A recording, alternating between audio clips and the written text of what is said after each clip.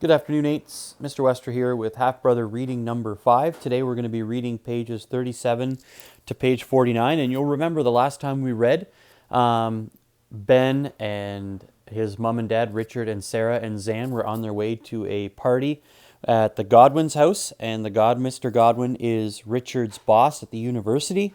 Ben has met David and a couple of his friends, David Godwin and his friends, and they are engaged in a game of Risk, which is a game of world domination. If you have not played the game of Risk, you need to. It is maybe one of the best games ever invented, right up there. So we'll pick it up here on page 37. I was doing pretty well at Risk, mostly because I'd had some lucky dice rolls. I controlled North America and was close to taking over all of Europe, so I wasn't particularly happy when I heard someone at the sliding doors say, "The burgers are ready, you guys." I looked up, and I couldn't stop looking. The girl was about my age. She wore a sleeveless white shirt tucked into beige shorts. Her legs were tanned a pale brown, and in the sunlight I could see the downy blonde hairs of her thighs. She had a white hairband in her long brown hair. Across the bridge of her nose was a dusting of freckles. When her eyes met mine, I forced myself to stop staring. "Yeah, we'll be out in a minute, Jen," said David, not even glancing at her. She turned and walked back into the garden. "Who's she?" I asked casually. "My sister." "Okay, I'm attacking Kamchatka. Roll." "I'm kind of hungry," I said. "You mind if we call it quits?" "And foil my plans of world domination?" David said. "How dare you?" But he dropped the dice, stood up, and started for the doors. We all followed. The barbecue was about 100% more interesting now. I found out Jennifer was exactly my age. David was actually older than us by a year and a half. I didn't want to talk to her or anything. That was too scary. I just wanted to look at her. I ate with the other boys while the adults sat around a couple of big tables on the patio and drank cocktails with their burgers and baked potatoes. Jennifer was sitting on a low stone wall bordering the patio with a couple of the other girls.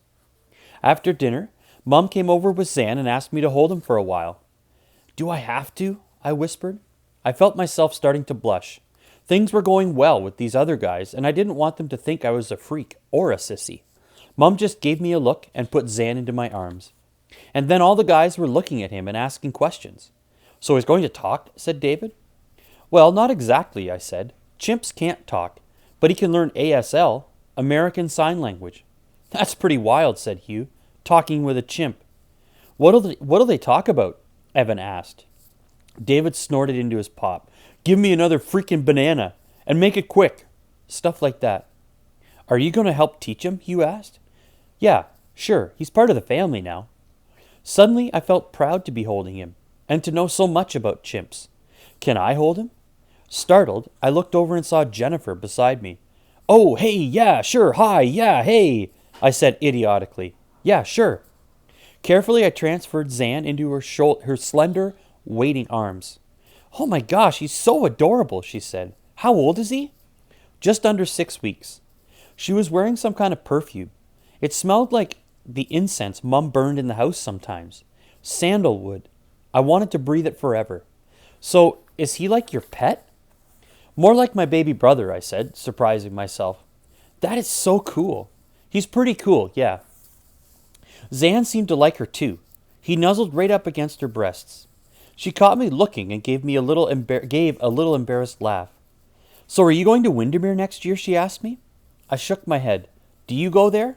"We both do," she said, nodding at her brother. I decided that Windermere was the school I'd always wanted to go to my entire life. "Don't you have to be really smart to go there?" I asked. David shook his head. "Nah, Jennifer got in." "Goofball," she said. Then she handed Zan back to me and returned to her friends. The rest of the barbecue I kept hoping she'd come back and talk with us, but she didn't. I sneaked looks at her whenever I could. I didn't want to be too obvious. Still, I must have spent about 20 minutes total just staring, and I never caught her glancing in my direction. On the way home, I sat in the back seat with Zan asleep in my arms. Mum was talking about Mrs. Godwin. She certainly has firm opinions about the right schools.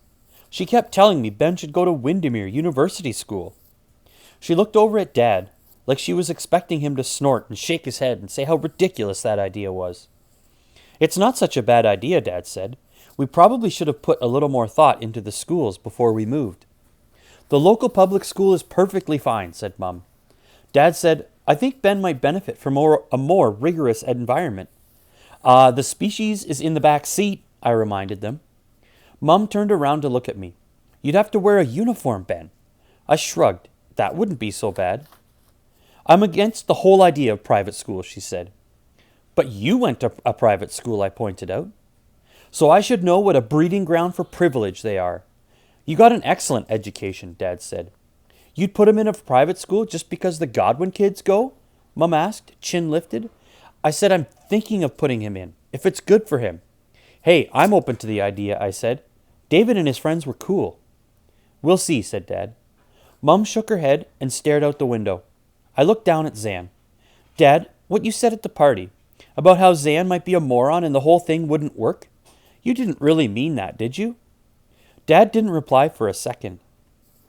You're not supposed to go into an experiment with any particular bias, or it can affect how you structure your experiment and how you see the results.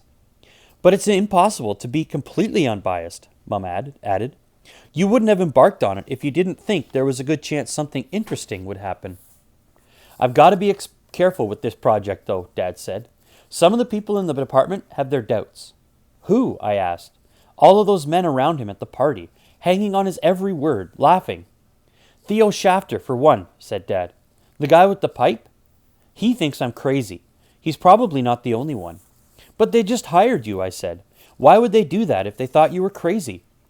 The university wants a big splashy project they'll get funding and a lot of attention, Dad explained. Godwin likes me, but just because he's head of the department doesn't mean everyone else has to like me. We'll win them over soon enough, though, once they see what Zan can do. You think he can really learn to talk, right? I said. Absolutely, said Dad. Zan's going to go all the way, right, into the history books.